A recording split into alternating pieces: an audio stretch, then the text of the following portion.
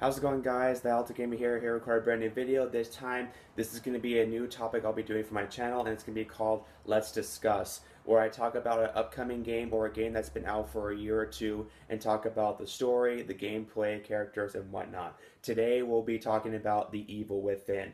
Now, The Evil Within is an upcoming survival horror video game developed by Tango Gameworks and released by Bethesda Softworks for the PlayStation 3, PlayStation 4, Xbox 360, Xbox One, and Microsoft Windows.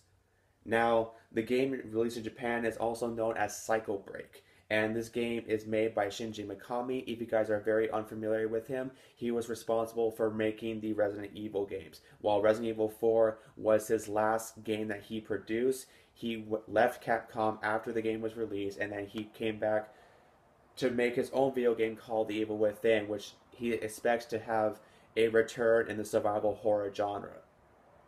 Now, the gameplay of The Evil Within. The game is played from a third-person perspective in which scavenging for supplies and learning when to fight or run are key factors in surviving. You play as Sebastian. The protagonist will need to make use of environment if he wants to survive, whether it is thrown at him. The game world can transform during scripted events and as a result of player actions, alternating locations and creating new paths. Castaneos must use medical items to restore health. Some of these items cause temporarily hallucinogenic effects. By collecting vials of green fluid throughout the game, players can upgrade his abilities. The player has access to various weapons such as a revolver, a shotgun, a knife, grenades, and the Agni crossbow, which is a projectile weapon that fires bolts capable of freezing, blinding, electrocuting, or exploding enemies. Ammunition for weapons is sacred and very limited, but mechanical components can be harvested to craft additional bolts. One source of components, bombs, serves as traps that react to the player's proximity or movement.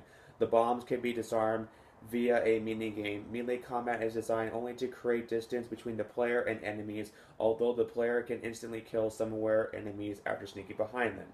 Enemies that are drowned or decapitated are capable of reviving.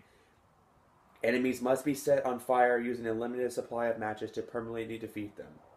Now let's talk about the plot of The Evil Within. While investigating the scene of a gruesome mass murder, Detective Sebastian Castaneos and his partners encounter a mysterious and powerful force. After seeing the slaughter of his fellow officers, Sebastian is ambushed and knocked unconscious. When he awakens, he finds himself in a deranged world where hideous creatures wander among the dead. Facing unimaginable terror and fighting for survival, Sebastian embarks on a frightening journey to unravel what is behind this evil force. And this is also set in an asylum. Now, my personal impressions of The Evil Within is that visually the game looks very, very good. I'm a little bit skeptical about the gameplay just because if it's going to stay true to the survival horror roots like Shinji Mikami has promised, then I'm pretty sure The Evil Within will not only sell pretty well, but I think it will get back the old school fans of survival horror playing The Evil Within. So if you guys are a fan of like old school Resident Evil, Silent Hill, Clock Tower, Parasite Eve, Alone in the Dark, if you're a fan of these old school survival horror experience video games, then you will probably enjoy The Evil Within. The game is scheduled for an October release for PlayStation 3, PlayStation 4, Xbox 360, Xbox One, and Microsoft Windows. And let me guys know what you think about this video.